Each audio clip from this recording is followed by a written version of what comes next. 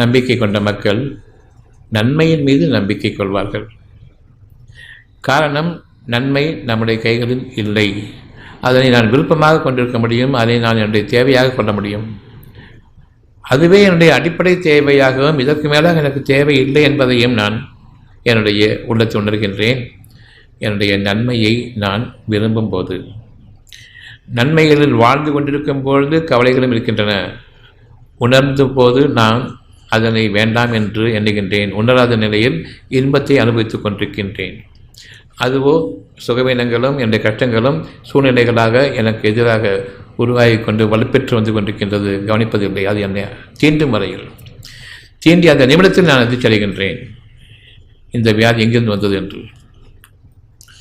உங்களுக்காக மருத்துவம் என்ற ஒரு சூழ்நிலை உருவாகி இருக்கின்றது. அந்த மருத்துவம் என்னவென்றால், நீங்கள் நோயாளிகள். நீங்கள் நல்ல நிலையில் வாழ்ந்து கொண்டிருக்கும் பொழுது நோயாளிகள். டோட்டல் பாடி ஸ்கேனர், ஹோல் பாடி செக்கப் எல்லாம் பண்ணிவிட்டு உங்களுக்கு தலையிலேருந்து கால் வரைக்கும் நாங்கள் பார்த்துட்டோம், எல்லா நோயும் இருக்குதுன்னு சொல்லக்கூடிய அந்த சூழ்நிலை உங்களுக்காக உருவாகி இருக்கின்றது. நீங்களும் அதன் மீது நம்பிக்கை கொண்டவர்கள். டாக்டர்கள் நோய்களை கண்டுபிடித்து விடுவார்கள் என்று. இன்னொன்றும் இருக்கின்றது, டாக்டர்களால் நோய்களை குணமாக்க முடியுமா என்று. நோய்களை குணமாக்க முடியாது என்று தெரிந்த பிறகும் டாக்டர் கண்டுபிடித்து விடுவார்கள். கண்டுபிடிச்சு என்ன செய்யணும், அடுத்தது நோயை குணமாக்கணும், வழியில்லை. இப்பொழுது அந்த நோய்கள் வர வேண்டாம் என்று உங்களுடைய உள்ளத்தில் இருக்கிறது. டோட்டல் பாடி செக்கப் பண்ணிவிட்டு அதுக்கப்புறமா நோய் இருக்குதுன்னு கண்டுபிடிச்சி அதுக்கப்புறமா சுகமாகணும்னு இருக்குதா? அங்கே போகாமையே உங்கள் மனசில் எந்த நோயும் வர வேண்டாம், எக்காலத்திலையும் எந்த துன்பங்களும் சேர்ந்த வேண்டாம் இருக்கா? உடலில் இருக்கிற குறைகளை பார்த்துடலாம். அந்த குறைகளுக்கு காரணம் என்ன, ஏன் ஏற்பட்டது? உங்களுடைய மனநிலை காரணமா, அல்லது மனநிலைக்கு சம்பந்தம் இல்லாமல் உங்களுடைய உடல்நிலை மாறியதா? ஞானங்கள் உங்களுக்கு தேவை, அறிவு கூடாது. என்னுடைய இருதயத்தில் ஒரு கேடு இருக்கின்றது. டாக்டர்கள் கூறுவார்கள், உங்களுடைய இருதய நோய் இப்பொழுது பாதுகாக்கப்பட்ட நிலையில் தான் இருக்கின்றது, உணர்ச்சி வசப்படாதீர்கள் என்று கூறுவார்கள். அதிர்ச்சியான செய்திகளை கேட்காதீர்கள் என்று கூறுவார்கள். அதிர்ச்சியை அவர்களுக்கு நீங்கள் காட்டிவிடாதீர்கள் என்று கூறுவார்கள். பெருமகிழ்ச்சியும் வேண்டாம் என்றும் கூறுவார்கள். அப்படியானால் மனநிலை காரணமாக உங்களுடைய இருதய நோய்க்கு மனநிலை நீக்கப்பட்ட நிலையில் வெறும் இருதயம் மட்டும் காரணமா? மனநிலை காரணம் என்றால் இருதயத்தை நீங்கள் பொருளாக பார்த்து அதற்கு மருந்து கொடுத்து அதனை குணப்படுத்துகின்றேன் என்று கூறும் பொழுது இது தவறான போக்கா இல்லையா?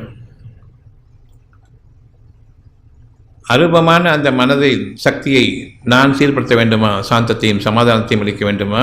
அல்லது உணர்ச்சிகளில் கொந்தளிக்க வேண்டுமா? இரத்த கொதிப்பு, உணர்ச்சி கொதிப்பு, மனம் கொதிக்குது, ரத்தம் கொதிக்குது, இரத்த கொதிப்பு இருக்குது. அதுக்கு பேர் உயர் இரத்த அழுத்தம். ஏன் இரத்த கொதிப்புன்னு சொன்னால் என்ன தப்பு? கரெக்டான வார்த்தை, அழகான வார்த்தை. இதயம் கொதிக்குதுன்னு சொல்லுவோம், ரத்தமும் கொதிக்குது. மனசு வெதும்பி போயிருக்குது, அதன் காரணமாகவும் உங்களுடைய இரத்த கொதிப்பு உங்களுக்கு ஏற்படுகின்றது. மனதிலிருந்து நோய்கள் உருவாகின்றன. இருதயம்தான் எந்த நோய்க்கும் பிரதானமாக இருக்கின்றது. அந்த இருதயத்தினுடைய இயக்கத்தில் தருமாற்றம் ஏற்படும் பொழுது கை கால்கள் கூட நடுங்கிவிடும். இதுக்கு ஒரு பேர், இருதயத்துக்கு பேர், ஒவ்வொரு உறுப்புக்கும் ஒவ்வொரு பேர் வச்சு இதெல்லாம் நோய்கள் இல்லை. உங்களுடைய நோய்கள் இருதயத்தில் ஆரம்பமாகின்றன. அந்த இருதயம் என்பது நீங்கள் பார்க்கக்கூடிய இருதயம் அல்ல, மனம். அந்த மனதில் இருக்கக்கூடிய சுகமான எண்ணங்களை நாம் தவறவிட்டு விடுகின்றோம்.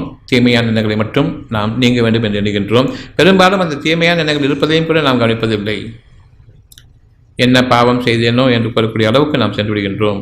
நிச்சயமாக பாவங்கள் என்பது என்ன என்பதை நான் அறியும் பொழுது, மற்றவர்களுக்கு துன்பம் ஏற்படும் பொழுது இங்கு யாருக்கு இரக்கம் ஏற்படவில்லையோ பாவிகள். அந்த இரக்கம் ஏற்படும் பொழுதுதான் எங்கெங்கு நான் தவறு செய்கின்றேன் என்பதை நான் உணர முடியும். அந்த இரக்கம் இல்லாத வரையில் என்னுடைய தவறுகளை நான் உணர முடியாது. எனக்கு நானே கடினமான இருதயத்தை கொண்டதாக ஆகிவிட்டேன். எனக்கே விரோதமாக அந்த இருதயங்கள் கடினமாகிவிட்டன. எனக்கு நானே பரிதாபப்படக்கூடிய அளவுக்கு அந்த இருதயங்கள் இல்லை. அப்படிப்பட்ட சூழ்நிலையை நான் எதிர்பார்க்கவும் கூடாது என்று நான் எண்ணிக்கொண்டிருக்கின்றேன். அப்படிப்பட்ட சூழ்நிலை எண்ணவே கூடாது, வரக்கூடாது, அந்த எண்ணமே பேசக்கூடாது என்றும் நான் சொல்வேன்.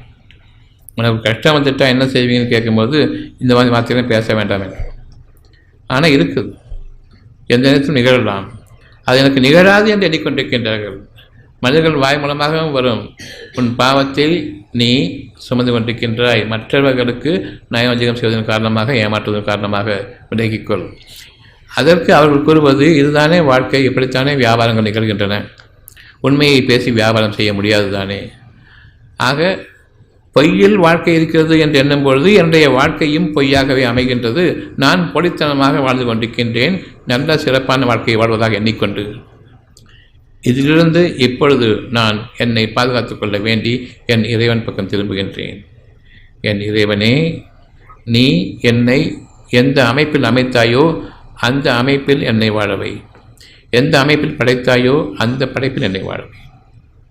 அருளோடு வாழவை, பொருள்களோடு வாழ்வதில் எந்த அர்த்தமும் இல்லை. பொருள்களில் மிக முக்கியமானது உங்களுடைய பணமும் உங்களுடைய மருந்துகளும். இப்பொழுது உணவு கூட கிடையாது. ஏனென்றால் உணவு என்ற பொருள் விஷம் போன்றது உங்களுக்கு. இந்த நிலைக்கு நாம் ஆளான பிறகும் உணவு வேண்டும் என்ற ஒரு எண்ணம் உங்களுடன் இருக்கின்றது. அந்த எண்ணத்தை நான் மதிப்பதும் இல்லை, கேட்பதும் இல்லை. உணவு வேண்டாம் என்று கூறக்கூடிய மனிதர்களுடைய வார்த்தைகளை கேட்கின்றேன், மருந்துகளை ஏற்றுக்கொள்ளுங்கள் என்று கேட்கின்றேன்.